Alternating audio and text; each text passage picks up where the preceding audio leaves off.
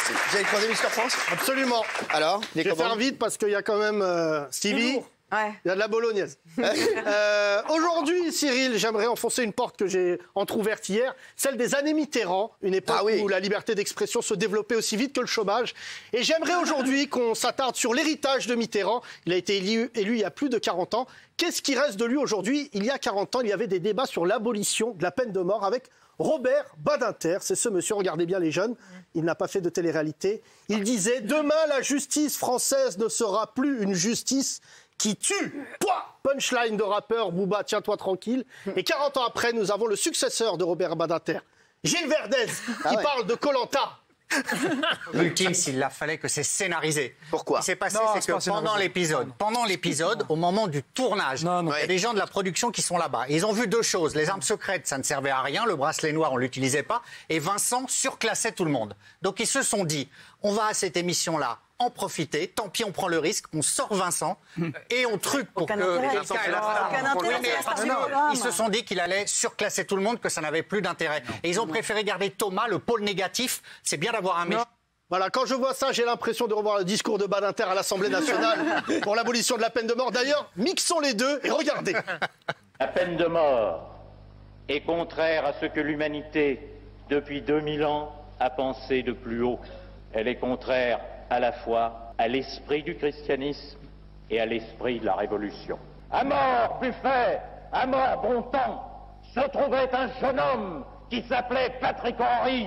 Croyez-moi, à ma stupéfaction quand je l'ai appris, j'ai compris ce que ce jour-là pouvait signifier, la valeur dissuasive de la peine de mort. Ce qui est très drôle surtout, c'est la tête de Momo et de sa conne. Hein. Franchement, c'est... On va parler de lui. Il y a 40 ans, il y avait aussi une association qui s'appelait l'ARC et qui luttait contre le cancer. 40 ans après, hier, on a eu aussi un ARC sur ce plateau, mais pas celui contre le cancer. Ah oui. Regardez ce que m'a ramené Momo. Alors c'est l'arc là, quand tu tires et que tu dois éliminer quelqu'un à chaque fois. C'est l'arc de Koh-Lanta. Je suis reparti avec le décor. Non, comment ça s'est passé en fait? Toi, t'arrives à faire passer ça à la douane? Parce que c'est compliqué de le mettre dans son slip. Non, mais comment ça se fait? Il passe. Non, sans rien, t'es parti avec? Ouais. Mais comment tu l'as mis dans une poche comme ça? Non, je l'ai mis dans la valise, c'est passé. Alors, j'adore Momo, qui est un être formidable, mais c'est un mythomane. J'ai regardé tous les Koh-Lanta avec lui. J'ai jamais vu tirer à l'arc. Même, par contre, un soir, je l'ai vu menacer tout le monde avec une machette. Et ça a fait monter le Front National de 10%, comme Mitterrand, d'ailleurs. Il y a 40 ans, on faisait des concerts pour aider l'Afrique, avec des morceaux comme We Are the World, Cyril. Aujourd'hui, on fait des concerts pour que les gens aillent se faire vacciner, avec des invités qui n'ont rien à voir les uns avec les autres. Le prince Harry, Selena Gomez et le pape, on dirait un plateau de TPMP. C'est vrai. C'est vrai. Pour finir, François Mitterrand... J'espère qu'ils seront sur la dernière de l'année. On les a lancés. Pour finir, François Mitterrand, c'est un héritage social et politique. Pour l'évoquer, j'ai décidé de vous replonger dans le passé et vous faire partager ce reportage qui date d'il y a 40 ans. 5, 4, 3, 2, 1. François Mitterrand est élu président de la République. Barbès-Rochechouart, quartier cosmopolite du nord de Paris, embaumé par les senteurs de safran, de muscade et d'huile d'olive. Au lendemain de l'élection de François Mitterrand, nous sommes allés à la rencontre de ses habitants aux origines exotiques pour savoir comment ils réagissent à l'élection du premier président de gauche de la Ve République. Bonjour monsieur, pour la télé? Oui. Coucou, moi aussi. Bonjour, alors dites-nous, qu'est-ce que vous pensez de la victoire de François Mitterrand?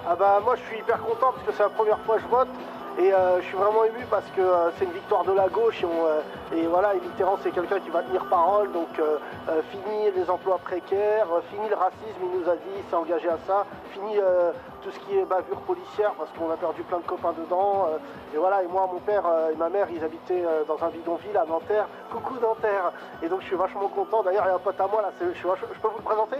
Ouais, voilà. C'est mon pote, il vient d'Espagne, ça fait 1 an il est naturalisé, comment te llamas? Voilà, mais à moi, Manuel Valls. Voilà, Valls, son père c'est un peintre, et maintenant il est français, et je pense qu'avec Mitterrand, il va prendre confiance et il va faire des trucs pour le pays, voilà. Si, voilà. hombre. Voilà. Interville. Merci. Souhaitons à ce jeune basané que l'histoire lui donne raison. Eh oui. Hier, tout le monde a fait des émissions sur Mitterrand. Ouais. Il n'y a que nous. Hein. Qui a voté Mitterrand ici? Mais non, mais ils étaient pas nés. Enfin, si, premier vote. Déjà. Quoi, premier vote? Ah oui. Mais c'était en 80. Elisabeth? Ah oui, j'avais. Isabelle. Pardon.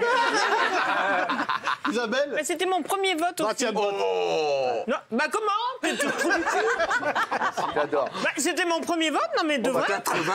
Bah tu crois que j'ai quel âge? Bah t'aurais pu voter pour Giscard d'Estaing. Attends, j'avais pas quel âge. Vous vous embrouillez. Il est neuneu, lui. Non, mais arrêtez, en 80, c'est pas votre premier vote, arrêtez. Mais non, mais tu rigoles. Isabelle. En 74, j'avais pas l'âge de voter, en douille. Oh là là là là, ouais. Isabelle. Faut pas t'énerver, tu vas te provoquer un segment. Regardez, voilà, vous voyez un petit peu l'ambiance qu'a RTL. Et si vous voulez savoir, en 81, j'ai voté blanc. D'accord, on s'en fout totalement. Merci. Moralité, le plus grand talent de François Mitterrand, c'était de nous faire croire pendant 2 ans qu'il était de gauche. Merci Yacine Bellatar.